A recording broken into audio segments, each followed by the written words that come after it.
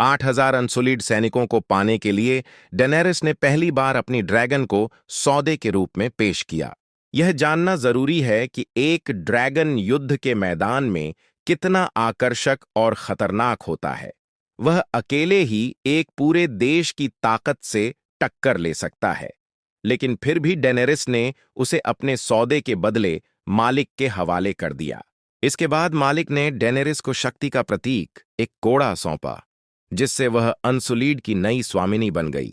क्योंकि डेनेरिस के हाथ में मौजूद यह कोड़ा सर्वोच्च सत्ता का प्रतीक था, वह दहाड़ते हुए ड्रोगोन की ओर देखे बिना आगे बढ़ गई। फिर उसने अनुशासित अनसुलीड सेना की ओर देखा और ऊंचा कोड़ा उठाकर आदेश देना शुरू किया।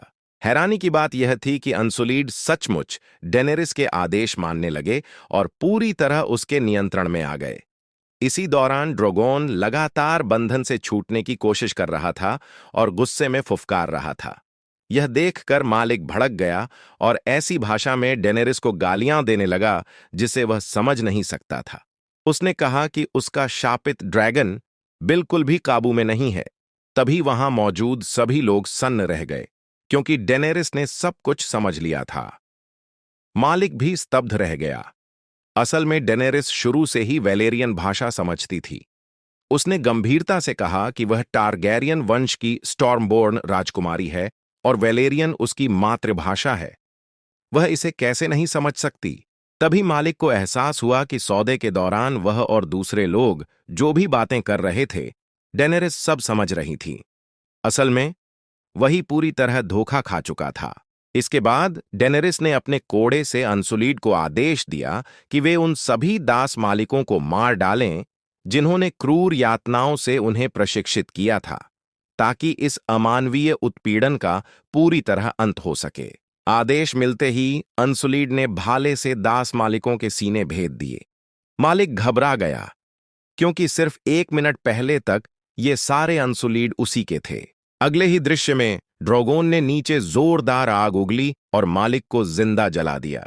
उसी समय अनसुलीड ने बाकी दास मालिकों पर हमला कर दिया। पूरा युद्ध क्षेत्र घने धुएं और आग से भर गया। जल्द ही सभी दास मालिक जले हुए शवों में बदल गए। डेनेरिस अनसुलीड सेना के बीच खड़ी होकर दिल से बोली, मुझे पता है कि तुमने पूरी जिंदगी अत्याचार सहे हैं, लेकिन अब तुम आजाद हो। मैं तुम्हें अपनी मर्जी की जिंदगी जीने के लिए स्वतंत्र छोड़ती हूं। अगर तुम चाहो तो जा सकते हो, लेकिन अगर तुम और भी दासों को आजाद कराना चाहते हो, तो मैं चाहती हूं कि तुम मेरे साथ चलो और इस दुनिया के हर उस इंसान को मुक्त करो जो बंधनों में जकड़ा है। अब चुनाव तुम्हारा है। जो जाना चाहे, मैं उसे नहीं रोकूंगी। डेनेरिस के इतना कहते ही एक अनसुलीड ने अपना भाला उठाया और बाकी सभी ने भी वही किया। आश्चर्य की बात यह थी कि एक भी अनसुलीड ने जाने का फैसला नहीं किया। सभी ने डेनेरिस के प्रति अपनी निष्ठा जताई। जाने से पहले डेनेरिस ने वह आदेश देने वाला कोड़ा जमीन पर फेंक दिया, क्योंकि अब उसे उसकी कोई जरूरत नहीं थी। इस तरह सिर्फ एक ही दिन में डेनेरिस ने 8,000 शक्तिशाली अनसुलीड सैनिकों को अपने अधीन कर लिया और अपने तीनों ड्रैगनों के साथ उस दासों के शहर को छोड़ दिया। ध्यान से देखिए, आपके सामने एक छोटी बच्ची को सूली पर चढ़ाया गया है। वह 10 दिन और 10 रातों से वहां टंगी हुई है। धूप में झुलसकर उसका शरीर सूख चुका है। गले में दास्ता की जंजीर लटकी हुई है। यहां हर एक सीमा पर एक बच्चे को सूली पर चढ़ाया गया था। कुल 173 बच्चे।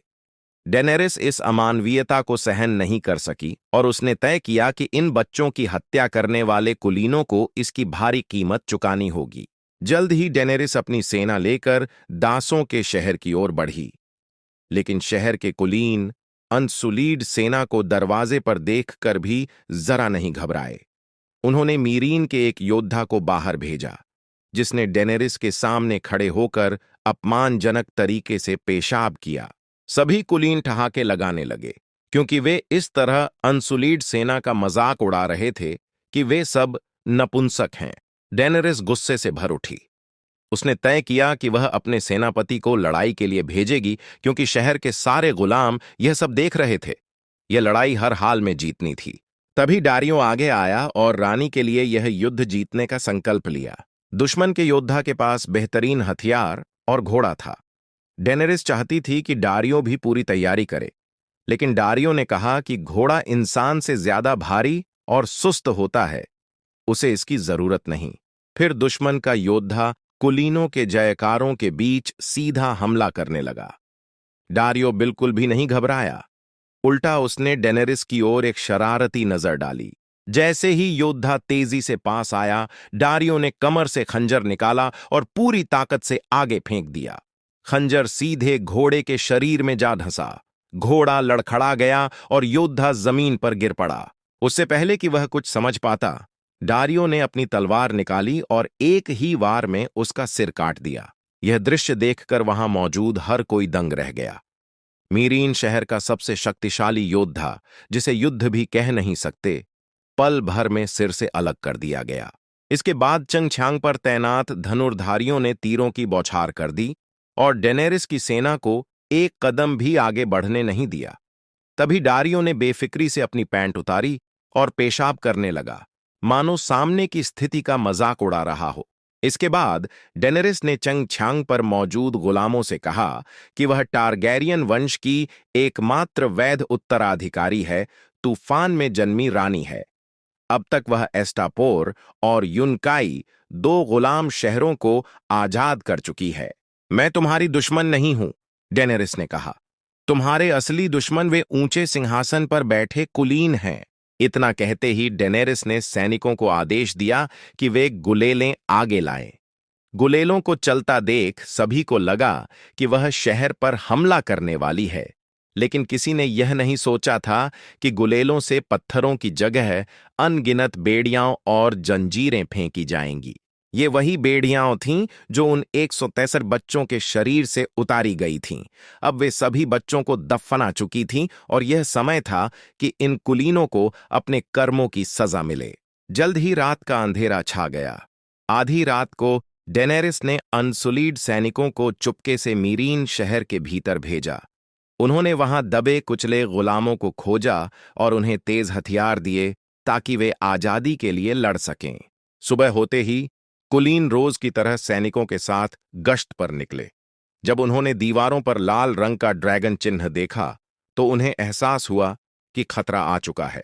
अगले ही पल हथियारों से लैस अनगिनत गुलामों ने कुलीनों को चारों ओर से घेर लिया और एक एक कर उन पर वार करने लगे। इस विद्रोह के बाद डेनेरिस ने सफलतापूर्वक गुलामों को आजाद कर दिया और सभी कुलीनों को सूली पर चढ़ा दिया। दर्दनाक चीखों के बीच डेनेरिस ने उन मासूम बच्चों का बदला पूरा किया। नजर दौड़ाओ तो पूरा मीरीन शहर कुलीनों की करुण चीखों से गूंज रहा था। इस समय डेनेरिस गर्व के साथ विशाल पिरामिड के बीच खड़ी थी।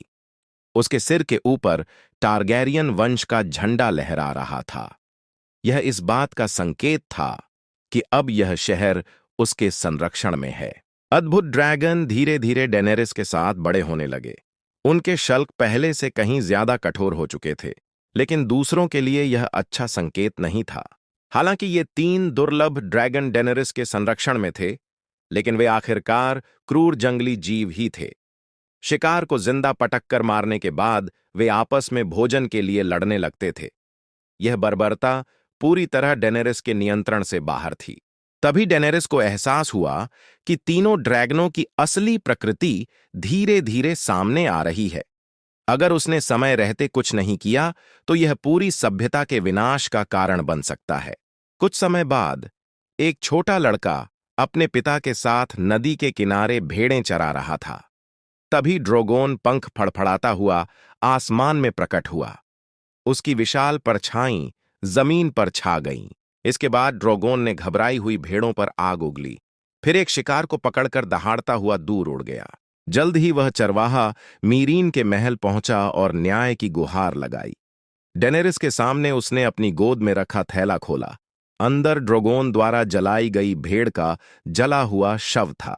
उसकी पूरी भेड़ बकरियों की झुंड को ड्रोगोन खा चुका था। नुकसान की भरपाई के लिए डेनेरिस ने 3 गुना मुआवजा देने का फैसला किया। चरवाहा संतुष्ट होकर चला गया। लेकिन इसके बाद एक और नागरिक आया। उसका चेहरा पूरी तरह निराशा से भरा था। वह रोते हुए अपना थैला खोलता है। अंदर एक 3 साल के बच्चे के अवशेष थे। वह बच्चा खेलते खेलते भेड़ों के पास चला गया था और जिंदा जलकर हड्डियों के ढेर में बदल गया था। तभी डेनेरिस को समझ आ गया कि वह ड्रोगोन पर पूरी तरह से नियंत्रण खो चुकी है। उसने तय किया कि वह खुद ड्रोगोन को कैद करेगी। लेकिन जब उसने अपने बच्चे की आंखों में देखा तो समझ गई कि ड्रोगोन अब पहले की तरह उसकी बात नहीं मानता। ड्रोगोन फिर से आसमान में उड़ गया और डेनेरिस को अकेला छोड़ गया। बाकी 2 ड्रैगनों को बड़े भाई ड्रोगोन की राह पर चलने से रोकने के लिए डेनेरिस उन्हें अंधेरी कालकोठरी में ले गई। वहां भारी लोहे की जंजीरें तैयार थीं। डेनेरिस धीरे धीरे आगे बढ़ी, बेड़ियां उठाईं और बेहद दुखी मन से उन्हें अपने बच्चों के गले में डाल दिया। फिर वह बिना पीछे देखे दरवाजे की ओर चल दी। तभी दोनों ड्रैगनों को एहसास हुआ कि कुछ गलत हो रहा है। वे जोर जोर से अपनी मां की ओर दहाड़ने लगे, लेकिन डेनेरिस का फैसला अटल था। भले ही गलती ड्रोगोन की थी, लेकिन सजा किसी को तो भुगतनी ही थी। एक पूरी रात बीत गई। बच्चों की चिंता में डेनेरिस फिर से कालकोठरी में पहुंची, लेकिन वहां उसने जो देखा उसने उसे तोड़ दिया। ड्रैगनों की आंखों में अब मां के लिए गुस्सा था। वे बेकाबू होकर आग उगलने लगे और अपना क्रोध निकालने लगे। डेनेरिस डर के मारे वहां से भाग गई, समझ नहीं पा रही थी कि अब क्या करे। कुछ समय बाद जब डेनेरिस युद्ध मैदान एरिना में मुकाबला देखने पहुंची, तभी दर्जनों हथियारों ने अपनी पहचान उजागर की और तेज हथियार निकाल लिए। वे डेनेरिस को मार डालना चाहते थे। आंखों के सामने मौत खड़ी थी। वफादार पहरेदार एक एक कर जमीन पर गिरते चले गए। डेनेरिस समझ गई कि उसकी जिंदगी अब आखिरी मोड़ पर पहुंच चुकी है। वह मौत को स्वीकार करने ही वाली थी, तभी जीवन और मृत्यु के उस निर्णायक क्षण में एक भयानक ड्रैगन की दहाड़ ने पूरा आसमान गूंजा दिया। इसके तुरंत बाद ड्रोगोन उग्र आग को साथ लिए सीधे डेनेरिस की ओर उड़ता हुआ आया और जिंगजी चांग के बीचों बीच स्थिर होकर उतर गया। उसने दुश्मनों पर पागलों की तरह हमला किया और उन्हें नोचने लगा। फिर उसने हथियार पकड़े हमलावरों पर ड्रैगन की आग उगल दी। पल भर में पूरे जिंगजी चांग में चीख पुकार मच गई और उसके शरीर में धंसे भाले को खींच कर निकाल दिया। दर्द से ड्रोगोन ने मुंह खोलकर जोर जोर से दहाड़ा, लेकिन जैसे ही उसने देखा कि सामने उसकी मां है, वह अचानक शांत हो गया।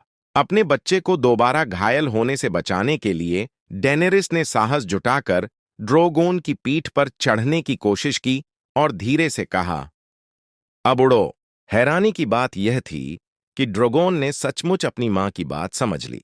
उसने शरीर को संभाला, आगे की ओर दौड़ा और उड़ान भर ली। उसी क्षण डेनेरिस ने पहली बार अपने बच्चे को पूरी तरह नियंत्रित किया और आकाश में उड़ने लगी। सभी की आंखों के सामने डेनेरिस ड्रोगोन पर सवार होकर सुरक्षित रूप से जिंगजी चांग से निकल गई। यह पहली बार था जब ड्रोगोन ने 7 राज्यों की सबसे शक्तिशाली लैनिस्टर सेना से सीधी टक्कर ली। भीषण गर्मी और ड्रैगन की आग के बीच जलते हुए सैनिक जमीन पर घुटनों के बल गिरकर चीखने लगे। यह लड़ाई पूरी तरह एकतरफा थी। दुश्मन को सांस लेने तक का मौका नहीं मिला। अगले ही पल दोथरा की घुड़वार आग की लपटों को पार करते हुए, लाशों को रौंदते हुए आसानी से लैनिस्टर सेना की पंक्तियां तोड़ते चले गए। जो सेना कभी अजेय मानी जाती थी, वह पूरी तरह बिखर चुकी थी। लेकिन असली डर अभी बाकी था। जल्द ही डेनेरिस ने विशाल ड्रोगोन को लैनिस्टर सैनिकों पर आग उगलने का आदेश दिया। उस दिन ड्रैगन की आग ने दुश्मन की सारी रसद जला दी। नीचे के सैनिक चींटियों की तरह नष्ट होने की प्रतीक्षा कर रहे थे। तभी जैमी ने तुरंत तीरंदाजों को आदेश दिया कि वे सभी डेनेरिस की ओर निशाना साधें और तीर छोड़ दें। लेकिन ड्रोगोन के कठोर शल्कों ने हर हमले को आसानी से रोक लिया। डेनेरिस को जरा सी भी चोट नहीं पहुंची। अब जैमी को एहसास हो गया कि यह लड़ाई वे कभी नहीं जीत सकते। वह कई युद्ध देख चुका था, लेकिन ऐसा एकतरफा नरसंहार उसने पहले कभी नहीं देखा था। आखिरकार वे उस प्राणी से लड़ रहे थे जिसे दुनिया से विलुप्त माना जाता था। ड्रोगोन लगातार आग उगलते हुए पूरे युद्ध क्षेत्र को साफ करता रहा। जैमी की आंखों के सामने लैनिस्टर सैनिक पूरी तरह कुचल दिए गए। साफ था, वे हार चुके थे। पास खड़ा दोथरा की सरदार छोटे दानव से बोला, तुम्हारे लैनिस्टर योद्धा तो ज्यादा मजबूत नहीं निकले। और टिरियन बस खामोशी से वहीं खड़ा रहा। इस बीच युद्ध भूमि में ब्रॉन ड्रैगन की आग से बचने की पूरी कोशिश कर रहा था। तभी उसके दिमाग में ड्रैगन को मारने वाला हथियार आया। एक दुश्मन को मारने के बाद उसने विशाल क्रॉसबो को खोला, तीर चढ़ाया और ड्रैगन की ओर निशाना साधा। ड्रैगन की नजर बाधित थी, उसे खतरे का अंदाजा नहीं था। ब्रॉन ने पहला विशाल तीर चलाया, जिसे ड्रैगन ने झटक कर हटा दिया, लेकिन ब्रॉन ने दूसरा तीर तुरंत तैयार कर लिया। 896 जैसे ही डेनेरिस को खतरे का एहसास हुआ, ब्रॉन ने पूरी ताकत से दूसरा तीर छोड़ा। इस बार निशाना लग गया। तीर ड्रैगन की गर्दन के एक और गहराई तक धंस गया। घायल ड्रैगन ने दर्द से दहाड़ मारी और तेजी से नीचे गिरने लगा, लेकिन जमीन से टकराने से ठीक पहले वह रुक गया। गुस्से में उसने क्रॉसबो मशीन पर आग उगल दी। खतरा भांपकर ब्रॉन कूद पड़ा, लेकिन जमीन पर उतरते ही ड्रैगन ने अपने पंखों से उसे पूरी तरह कुचल दिया। इसी बीच जैमी ने मौका देखकर, जब डेनेरिस ड्रैगन का जख्म साफ कर रही थी, हिम्मत जुटाकर घोड़े पर सवार होकर उसकी ओर बढ़ा। लेकिन अगले ही पल ड्रैगन ने आग उगली। तभी ब्रॉन समय पर पहुंचा और जैमी को खींचकर नदी में गिरा दिया। इस तरह जैमी की जान बाल बाल बची।